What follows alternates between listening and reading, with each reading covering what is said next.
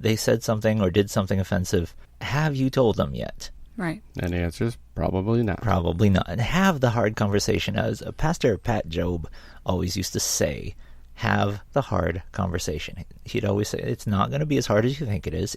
If you start off respectful, you're going to guide it. Yeah. They're going to be respectful. They're not going to get as defensive. And if you just with a little bit of care, you can have a hard conversation, and it turns out it wasn't all that hard. And it turns out Uncle Joe he's a fine person. He didn't realize what he was saying was offending you. Right. He didn't, because you never told him. And, Aunt Martha didn't realize she was being pushy. She just loves you so much, and she's used to you being a toddler. And so she never got out of that role. And you didn't either, if you're allowing them to steamroll you with these things that have obviously been bothering you for forever. I think that's a big thing that we do. We carry on in this mindset when we get around family, especially that we haven't seen in a while, and we behave as if we're still 10.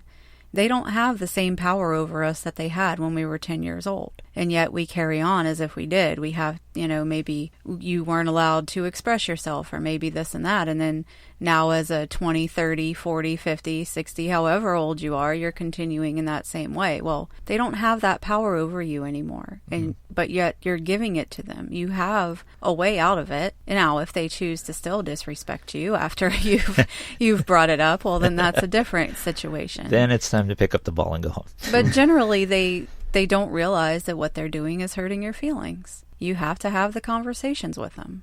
Yeah. Now, take this as you will, but maybe coming out as poly on the holidays, showing up with your crew saying, hey, this is, my family, and wait, you're what? Yeah. Not a great idea. I think we mentioned that in the last episode. Right. Probably not the best time is when you show up and it's like, oh yeah, by the way, I'm poly. Yeah, let's take an already potentially stressful situation. Everybody's kind of depending on your family dynamic, mine got up at 3:00 in the morning. They're already tired and agitated and whatever.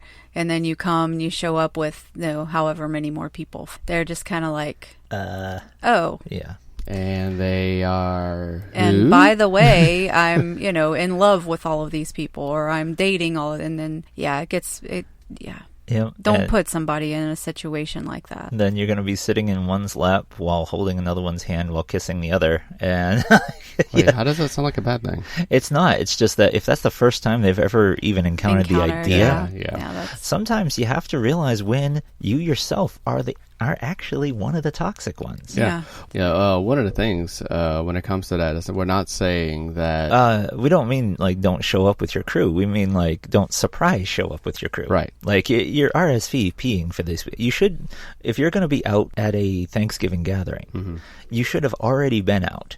Right. And already told them who's coming. Right. Yeah. We talked to my mom before we showed up there for Thanksgiving. We even let them meet them before we showed up with, at Thanksgiving. This was a couple years ago, and it was the 4 of us. So I brought all of the adults, and we all met, and they got to meet everybody. So that way it wasn't the first time they were encountering them. Yeah. Right. And it was a shaky first. One of the relatives didn't quite get it. Well, apparently wasn't even told. She wasn't even told That anything, and she showed up, and that was kind of an issue. But I actually meant Grandma in that situation. She had been told. But when she saw it, but it's different from being told. Sometimes messages just bounce off of stubborn, fixated minds.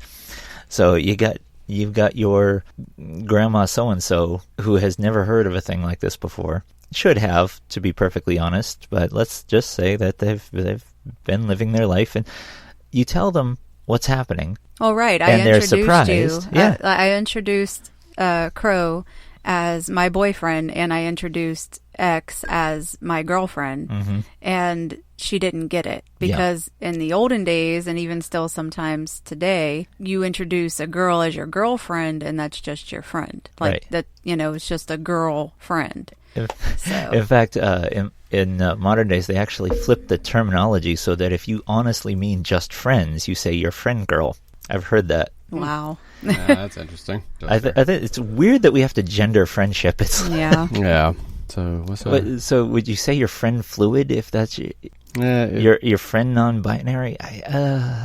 It can get so... How about we all just agree not to gender friendship? Just like, this is my friend, this is my... Yeah, this is my partner. This is the person I'm banging. Wait. So maybe another tip would be to then be specific when you're explaining things, especially to older family members. This is my partner, we... whatever. Business partner. This is where we... Or this is my... They do the accounting. This is, lover? That's not a good word. Lover. Significant other, Significant other. Right. Yeah. So instead of saying girlfriend or, remove as many potentials for misunderstanding as possible. Yeah. And if they still don't get it, this is the person I'm fucking. No. No? That's a little too much? Too much. Bring a whiteboard, a diagram, some dry erase markers. Let me draw you a picture here. Let's draw a picture. It'll look like one of those football strategy. Okay, this is where you avoid Uncle Joe. Do not let him take you into the gaming closet. What kind of games are we playing now? Sorry. Oh. Trouble. Yeah, no. Risk. Wow. You're going to have a bad time. So setting boundaries is going to be one of your most important coping mechanisms when going into family. And just remember and give everybody else, when you have your meetings, your pre-meetings for taking your meetings. polycule into the Lion's Den, battle zone, or whatever you want to call it, the Thunderdome. I don't know. Welcome to Thunderdome. Then you kind of give them insights and tips, and hey, that's when the checking in with each other is going to be important. Make sure that you understand how you can be best supportive. Like, maybe so-and-so doesn't want to really be left alone, and so you can kind of stay by their side. I think you should probably want to do that anyway, if it's 1 or 2, but don't be gone for however long and just leave them there to fend for themselves. Like, sitting there all awkward, and especially if there's any kind of social anxiety or anything that might be an issue or a factor like that. Another thing is separation. Just choose not to go. Like Crow was saying, if it's such a horrible experience for you, why would you want to put the rest of your polycule through that? Yeah. It's a weird loyalty that we show family, that we're willing to hurt ourselves each year for all these gatherings, and we just keep doing it. For what? For pain. Because they're family. Well, okay. Some part of you must like it, otherwise you wouldn't keep doing it. Or at least a healthy, what I would consider healthy for me. Like, I'm not going to continue to expose myself to something that's so supposedly traumatic. Like, yeah, it was kind of interesting that Jay last night was actually talking. It's like, did you see what your aunt posted on Facebook? I was like, no, I don't have her on my Facebook. Yeah. Jay has more of my family members on Facebook than I do. Yeah. And that's by design. Well, not really. I mean, she decided to add them. I decided not to add them. They sent me friend requests. I wasn't going to turn them down. So. And me, I just hide from them. Yeah. And okay, that's probably not a good coping mechanism. No, but we'll talk about that. Fine. See, none of us here at Polysaturated are perfect. We're working through. Whoa.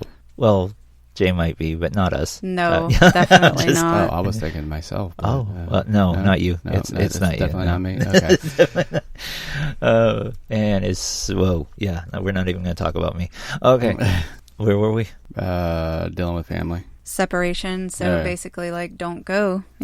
Don't go. Don't expect your polycule to go. Have your own thing. Yeah. Do the Friendsgiving. Do a different gift exchange. There's such a big thing as chosen family.